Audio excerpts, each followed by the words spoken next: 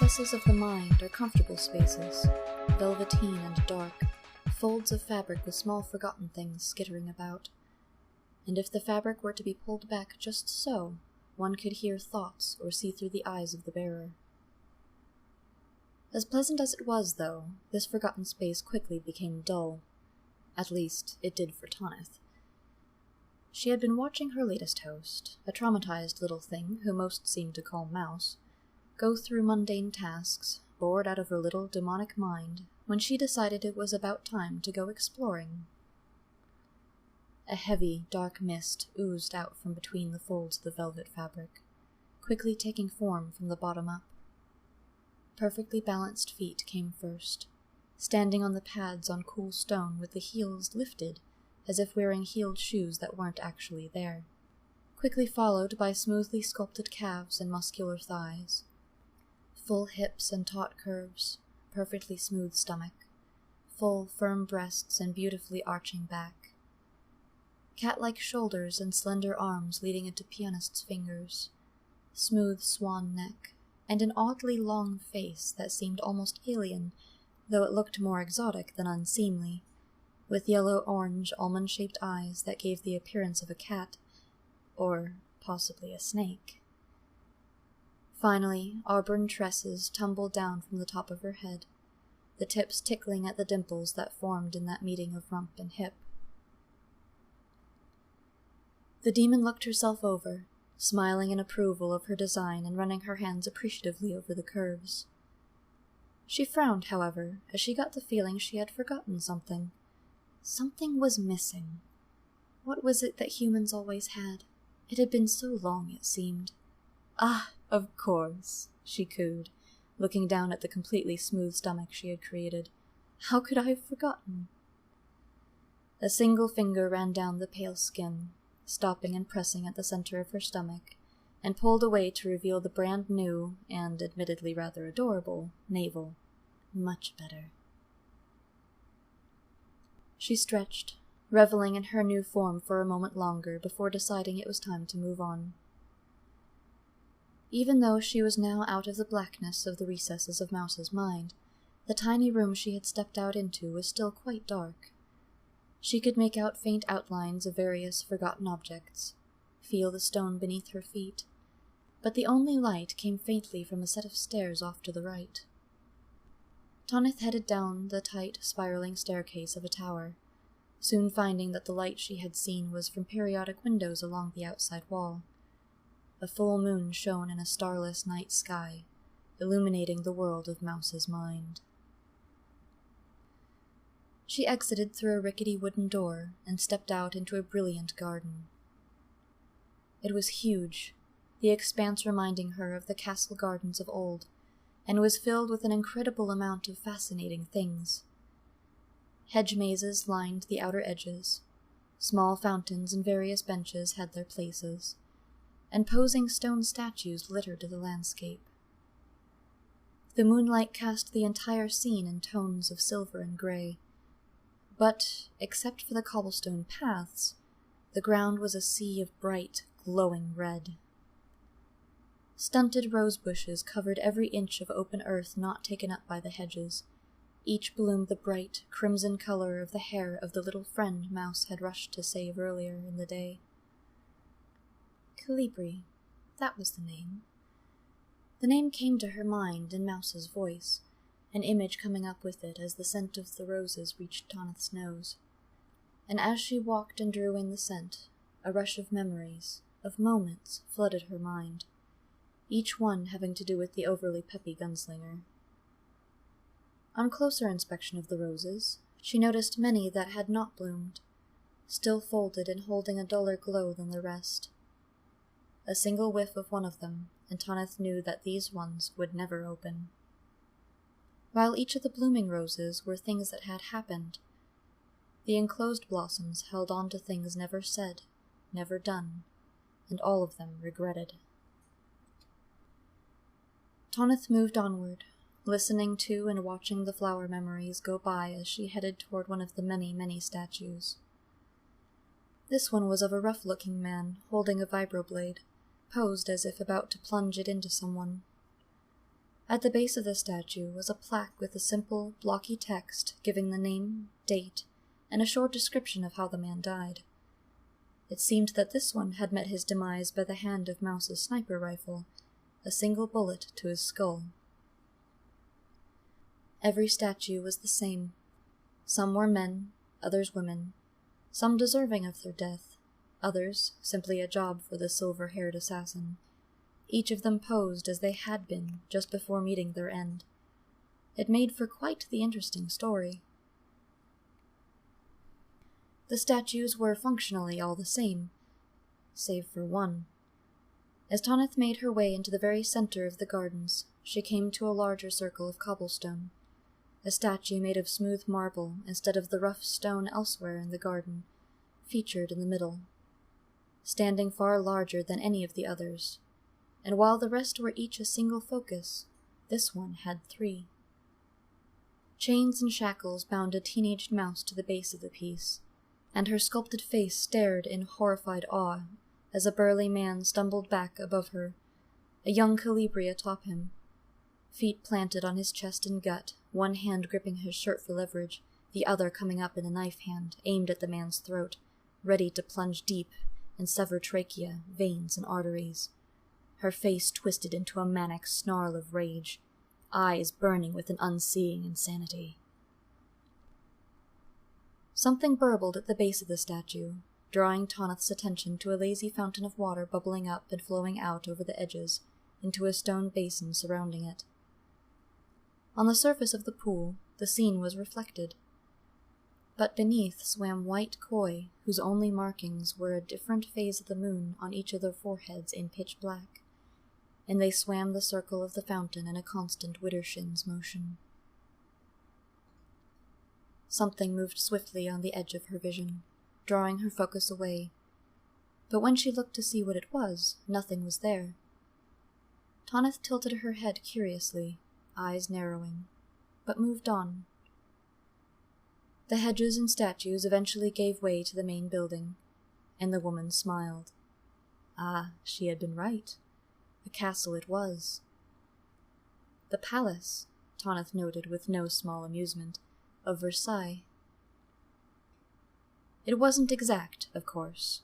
How could it be?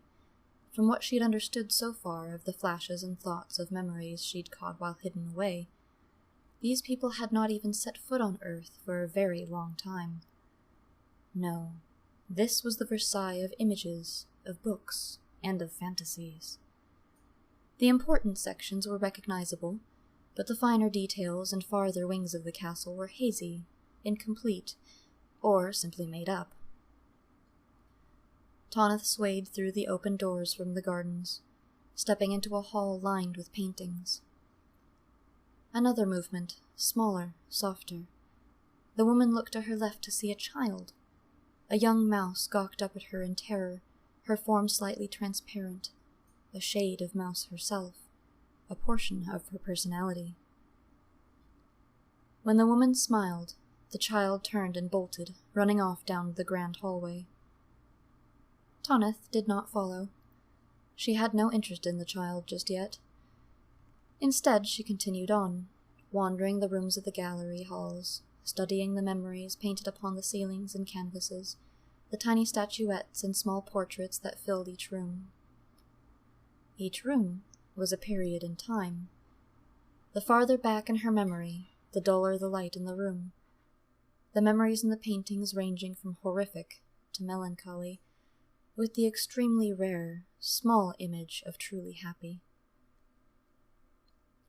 One room, set apart from the rest and not seeming to have any particular place in the timeline, sat with its door shut tight, chained, boarded and locked, the lights beyond out completely.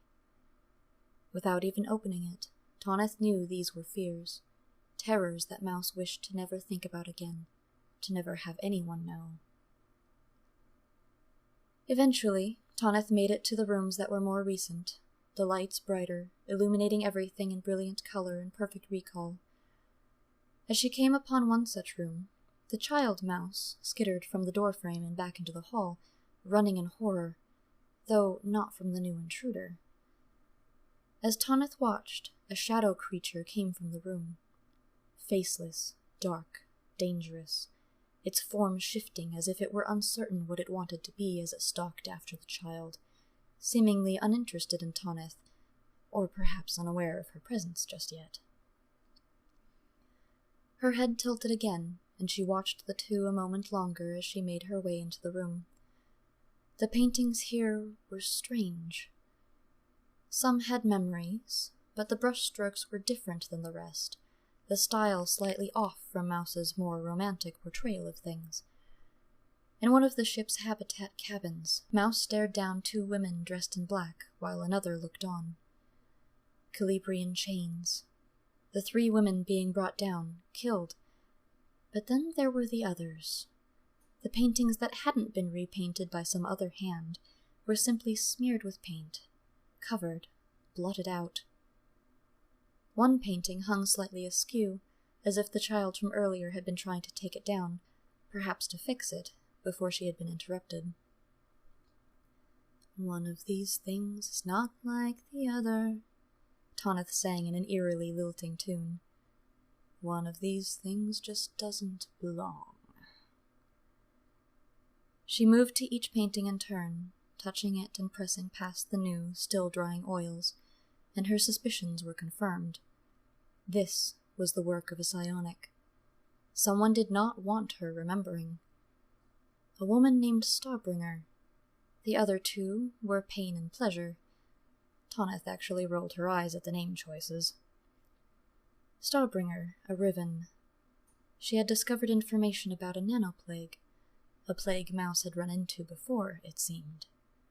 A nasty thing it was, and this idiot of a woman was to go find it and take it to, well, to an authority she followed that was not the captain of this ship. Satisfied, Tanith decided to keep this room in mind. The information would be useful later, she was certain, but not now. Now was not the time. For now, she would wander. There were many things in the palace, all of them memories or experiences. The library was expansive, filled with stories either read or told, information gleaned from research or experience tucked away for later use, how-to manuals, files on people, places, objects. Another shade of Mouse's personality sat here as well, happily reading, paying no mind to the strange, naked women wandering the shelves. The armory was lined with various weapons, categorized into ones she had only seen, ones she knew about from reading or asking, and others she had used herself. An older version of Mouse sat here, glaring quietly at Tanith from behind the bars of a locked cage, a thick collar and chain holding her to a support in the wall behind her. She said nothing, made no move, but the woman could tell this one was cold, calculating, detached, and skilled. This, Tanith knew, was the killer Mouse only let out when absolutely needed. This was the assassin Mouse had become. On the upper levels were personal chambers, extravagant rooms meant for what would have been guests, had this been an actual castle, lined the hall. Most were occupied by a different shade of Mouse's personality. Some with color and a little substance, the parts of her still used, brought out when needed or desired. Some in shades of gray, usually younger, portions of herself she remembered or thought about but rarely applied anymore, and others that were nearly transparent silhouettes. Moments in which she had changed, a shift or a click that had led to deeper developments sitting in other rooms. There were, however, a few rooms that were empty. Some were obviously reserved for future shifts, but there were some that did not seem to have any reason for their lack of occupants. It was in one of these oddly empty rooms that Tanith decided to make her temporary home, and it was larger and more intricately decorated than any of the others. The bed was a canopied four-poster, huge and plush. Oakwood dressers sat heavily on the thick carpet. Gorgeous paintings of imagined landscapes hung on the walls. An ivory wash basin and pitcher sat in an intricately carved station. bottles of scented oils sitting in organized rows next to it. Long gossamer curtains framed the glass-lined French doors that opened up onto the large balcony overlooking the vast gardens below. Tanith could only smile. This one was a strong one, in her own way, though she certainly had plenty to play with. You have quite the mind, little mouse. I must say I approve of your style. There was a scuffle behind her, and the demoness turned from the balcony to see the child mouse that had been running through the halls before. She stood with a fearful determination planted firmly on her round face, though her tiny hands clung to a thin, stained and tattered white blanket and held it to her chest. "Who are you? What do you want?" she demanded, though she seemed on the edge of tears. "Did you come in with that shadow? Are you after me too?" Tanith allowed a look of genuine surprise at the questions, an expression that melted into a cruel smile before shifting to something softer, more welcoming. "Of course not, mon lapin," she said softly, swaying towards the child, who took a step back, but did not run, and crouched next to her. "I am nothing like that shadow. I have no intent to hurt you. I am only staying a short time in your wonderful home and shall be gone soon after." The child relaxed a little, now that the demon was more on her level and was speaking kindly to her, instead of frighteningly floating after her with menace, like the other strange visitor had. However, she didn't quite seem convinced just yet. "What do you do here?" Tanith inquired, genuinely interested. "I see the others seem to be stationed quite specifically, but you roam as I do. Do you have a task in this place?" The child's expression lightened a little, a small spark of pride coming into her gray eyes as she nodded. "Yes," she whispered. "I clean. I keep the things organized and stuff. I put stuff away where they're supposed to go, and—" The girl stopped short, her expression falling again. Tanith smiled, "And fix the paintings." The child nodded. "But you can't fix those ones, can you?" The child shook her head and brought the ratty blanket to her mouth. "Would you like me to do it for you?" The girl perked, looking up at Tanith with wide eyes. "You can fix them?" The demon nodded. "Would you? Oh, please. I can't stand to see paintings ruined like that."